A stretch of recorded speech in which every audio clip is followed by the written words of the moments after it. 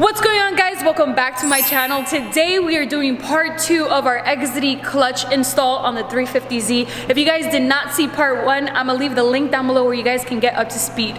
Things you missed in the first video, if you guys are not gonna go watch it, we took off the exhaust and the trans. As you can see, it's sitting on the floor. But really quickly, I did want to show you this leak that I'm having, and I don't know if you guys will be able to see it clearly in this video because I don't have a flashlight, but do you see that right there? It looks like my engine is leaking oil from the left and as well as the right side. Like, all of that is oil.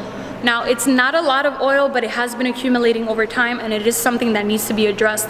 I want you guys to see up close the old clutch that came with the 350Z. Also, I want you guys to see up close what this 3-puck clutch looks like. This reminds me of like brake pads. Before we continue, we're using our torque wrench and we're gonna set it to 93 foot-pounds.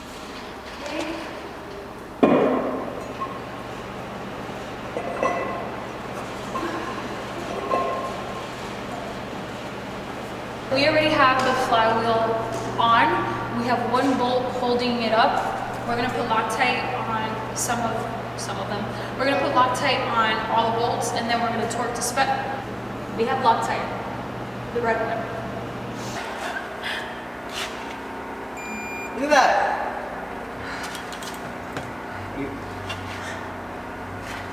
It's a 92 point. So I have new information. So now we've already torqued all of these down to spec, but now we have to take them off and retorque them back to spec because that's what the manual says.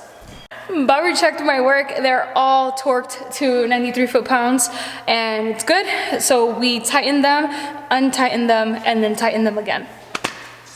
Not all brake cleaners are created equal, so I have to spray this one and see if it smells good. It was $2.50 and I didn't want to spend $6 on the other one, so we're gonna... Oh, it smells good. It's the same smell. So you're gonna go ahead and use some brake cleaner and spray this down. You don't want any fingerprints on it.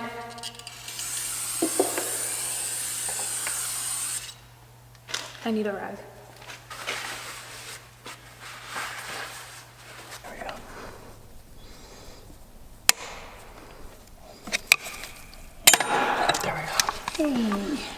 It's out. So here's the old throw bearing, and now we gotta get this piece pressed into the new throw bearing. Wow, that's dirty as hell. Yeah. It is so grimy in here, guys. Ew. Look at that. Ugh. We gotta clean all that off. We can't breathe that shit in. And what's he say? He said he's gonna buy a machine soon, so he said whenever he gets the machine, we can just come by and use it whenever we want. So this is the old bearing, and if you guys hear it, that's what that sounds like. And then this is the new bearing.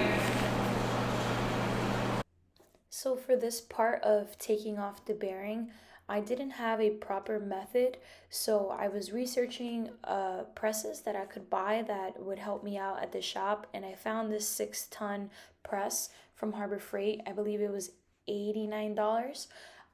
I found a socket to fit under the press, but I don't remember exactly what size socket this was, but it was the perfect size to take off this bearing from the sleeve without bending it, and it worked like a charm. I think that if you use a socket and a hammer, it would give you the same result, but you would just have to work a little bit harder. I bought the press only because I know that I have the shop and I'm gonna need it eventually for something else. But if you are interested, I did get it from Harbor Freight and it was $89.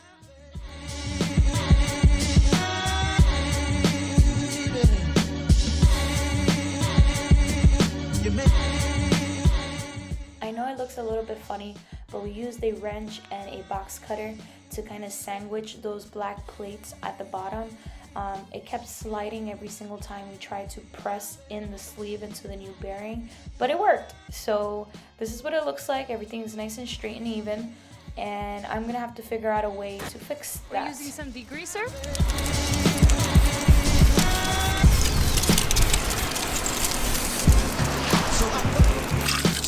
You think this is gonna make him? Don't worry, I was cleaning my wheels here the other day. Okay.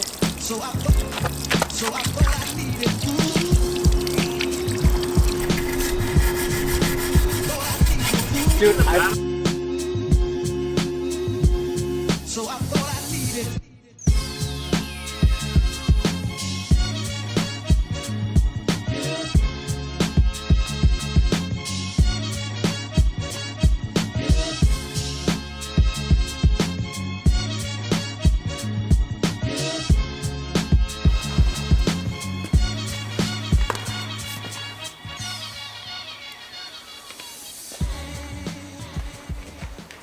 so like, how did he put it on? Like he kind of. Yeah.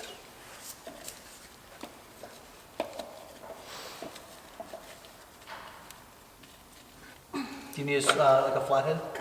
Oh, bet. Oh shit, my nail. Oh, look at that. So everything is finished, and now we're just going to move this back and forth to see if it moves freely. And it does. So we're gonna use some brake cleaner and clean off the pressure plate. You don't want any fingerprints or dust or anything on it, so grab a towel and clean it all over.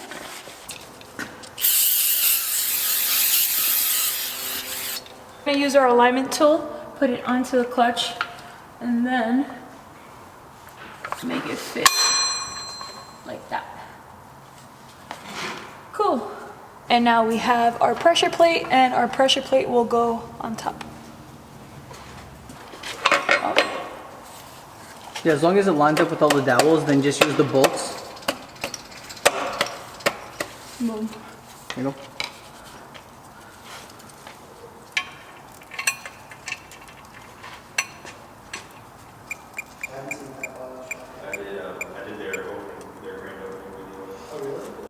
I want to take this time to thank Bobber for assisting me and teaching me how to take off this transmission.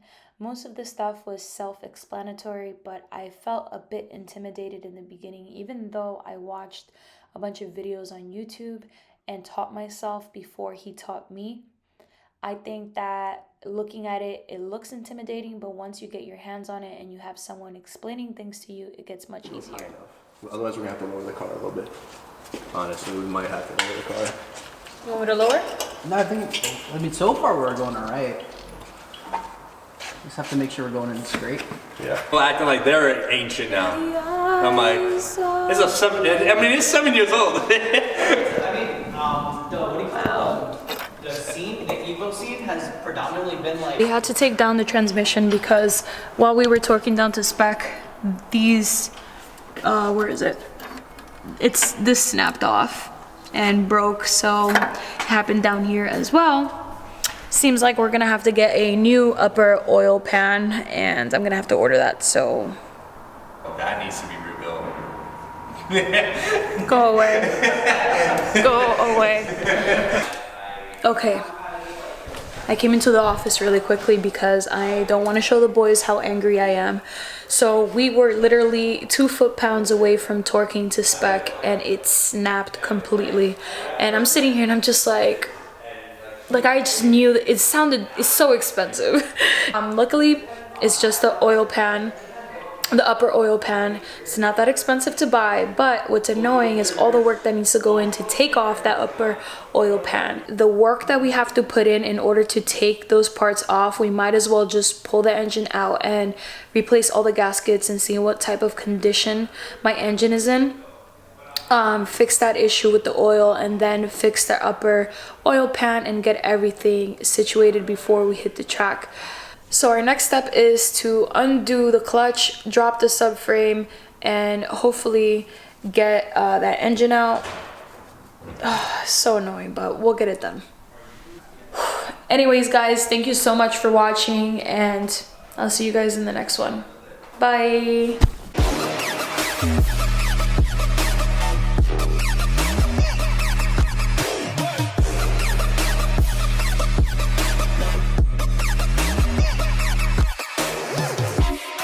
Bye.